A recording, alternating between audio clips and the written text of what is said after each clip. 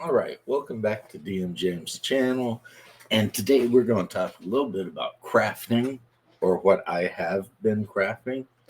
I have bragably got my entire army at least to a tabletop quality. I mean, I'm really happy with it, but I didn't go in and start painting eyeballs and stuff like that. As a matter of fact, I let the wash, you know, when I did the flesh wash, I went back with the highlight and just did the cheeks and the nose and the forehead.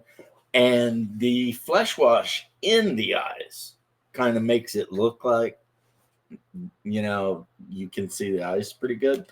So, basically, I did what people do when they don't have the steady hand or the inclination and patience to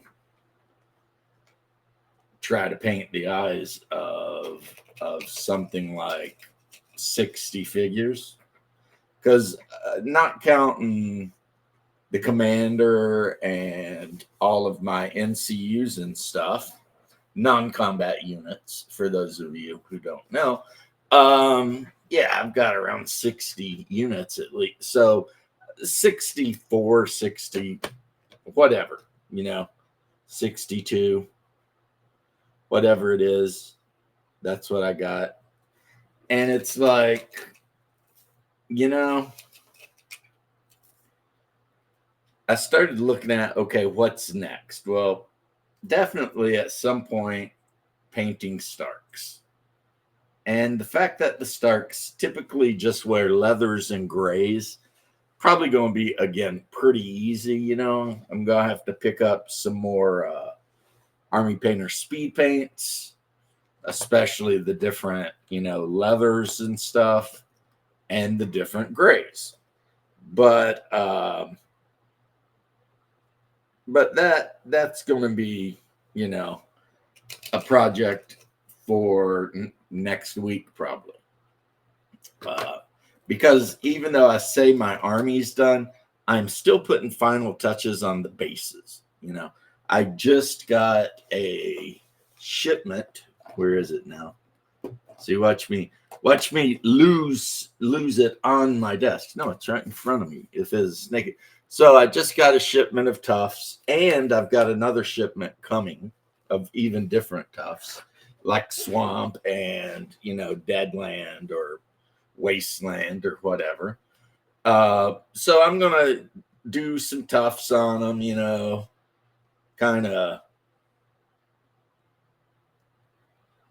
make them look like there's a little vegetation amongst the mud and the rocks they're running through. And then I think they'll be done. And I think with the nice spaces and the tufts and everything, that they'll look good on the table, which this game plays on a pretty small table. It doesn't play on a huge table like 4x4 or something. Depends on the size of the armies. I mean, if you're going to play a 100-point army, you're probably going to need a bigger table. Just, to fit the miniatures on, honestly, right? But now that that's done, the other thing I've really been working on, okay, first off, I'm thinking the army's done, but I'm kind of thinking of replacing the unit of silent men, who are a badass unit. Don't get me wrong, they're a badass unit. They do a lot of damage, but that's the crew of the Silence, which is Euron Greyjoy's bunch. And I'm not a huge fan of Euron Greyjoy. He's a freaking maniac, right? So I'm thinking about, for about the same cost for the army, I could add a unit of Iron Makers. And the figures are all like super heavy armored guys, which means they'd be really easy to paint because there's not a lot of detail other than the fact that they're wearing a ton of freaking armor. mostly lamellar or scale. Um, and they're all equipped with like gigantic two-handed hammers. So for the, you know, the hitting power, they look like they're going to have the same hitting power as um, the Silent Men. The main difference being that these guys are much more heavily armored. So I don't know. If you know the game, let me know. Do you think the Iron Makers would be a better unit or the Silent Men? Well, I'll probably make the decision. Maybe I'll play a couple games and then, like, figure it out. Um, one thing I've been working on, though, is I took the flat terrain and I cut out the exact shape from Polypro, right? And this one, you can tell I still need to paint some rocks on. But these are Bretonian arrow spikes or arrow whatevers, to keep cavalry from charging archers. And so I'm going to make a few of these, as many as I can, with the spikes I have, which is quite a lot of them. And then the next thing is palisade walls, right? Well, I have a ton of palisade walls. You can just barely make up part of the thing there, but I have the wall that goes around, but I have like a ton of actual extra palisade walls. So I can easily glue them to one of these things and, put grass and mud around it, and it will be a palisade wall. The next thing is just a small stone wall, right? Super easy, barely an inconvenience. All I got to do is cut some bricks out of a bit of pink foam, texture it up real good, then cut the bricks out and just glue them across one of these things and then put some grass and mud and stuff around them. Make 2 or 3 of these, however. And then the last thing to do is this hedgerow. I was at the dollar store, years ago, and I picked up this bag, and it's just hedges. Like a whole bag with like 50 hedges in it, just little round. I don't know if they're foam, and they're all covered with leaves and stuff, and they're all separate, right? So just glue those down one of these things, and boom, 3D hedges. Now, that doesn't, it makes them a little bit more difficult, of course, to store because, they're 3-dimensional. But on the battlefield, they'll look a lot cooler, right? Now, the trees, I just need to cut the templates out. And then I have actual trees mounted on like 2-inch bases. Just put 3 trees on the thing the way, it would be, and done. So that's another thing that I'll be working on while I'm doing the other stuff, that I'll be doing. Now, another thing to talk to you about is I decided to go ahead and do the late backer, whatever, of Trench Crusade. And I went with the Pilgrims, Trench Pilgrims. So that means, even though I hadn't really thought about doing any 3D prints for a while, I'm going to have to go out and get my Saturn ready and to go, warm it up or whatever. And, I picked up a couple quarts of water rinsable resin, and I'm going to print out. Not only am I going to print out, castigators and everything like that I need, but for the Trench Pilgrims, I'm going to print out all the weapon arms and the the big pointy helmets and all of the, extra stuff, and I've got a box around here somewhere of World War One Germans and Russians from War Games Atlantic. And I'm thinking I might, instead of using the bodies of the trench pilgrim zealots, I might actually use World War One Russian bodies, but use the zealot arms and the big helmet and the things that, whatever they're called with the crosses on them, decorate them all up, maybe put I've got some heads and stuff, put crosses and religious symbols all over them. And the reason is trench pilgrims can come from anywhere, right? So why not have a mob of trench pilgrims with their castigator and their warrior priest devoted to, Saint Nevsky or Saint Olga or Saint Christine or whatever. So Russians that have marched into the Holy Land to give their lives or, take some lives in the name of the Crusades against hell, right? I think that would be really cool. They'll have that kind of, 1914 Tsarist Russia thing going on. But at the same time, they're going to have the big helmets and, be kind of dirty looking and whatever. And that's one of the great things about Trench Crusade is you can do that. You just do that. If you want to make Trench Crusaders that look more like, and you don't even got to use the Games Workshop guys.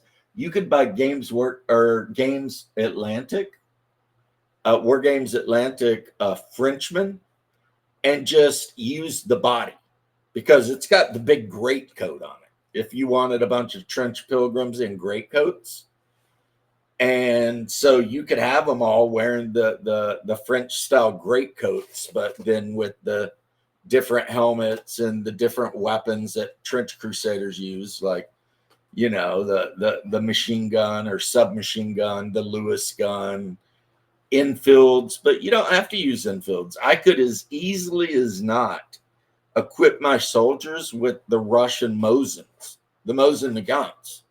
I mean, it's the same thing. It's still a bolt action rifle, right? So it would just make it look more Russian. And that's kind of going to be the thing, especially since the castigator's wearing a big ushanka with the Orthodox cross on it. I want my trench pilgrims to be Orthodox Christians from Eastern Europe that have marched down into the hell that is the Levant and are getting ready to, rep Mother Russia, right? Getting ready to show these demons what it is to mess with people and their Rodinia. So I think that is a cool hobby that I will get into at some point. I've still got a couple of Greyjoy units I can paint, but I never intended on using them in the game. So it's kind of like, I could set them aside and that could become a hobby. I know I'm jumping back and forth, but so for Trench Crusade, yes, I went pilgrims because they're just normal human beings, just kind of like in 40K, how I was always loving it. Now I do love Legion 9, but I have 4 or 5 3,000 plus Imperial Guard armies, because for me, something about the average human out there just making it happen, that's what wiggles my jigglies. You know what I mean? That's what I like, because some super soldier in a ton of armor with a giant missile launcher yeah, sure, that's awesome. But to me, it's all about like the story, the narration, and to a point, just the pure like badassedness of it.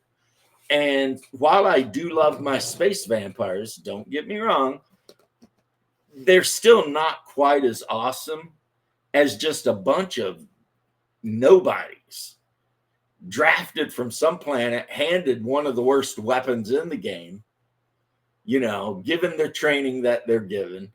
And now they're out here duking it out with gigantic bugs and undead robots and whatever. I mean, that to me is like the essence of humanity, just the common man out here making a mark on the universe. And I love it, right?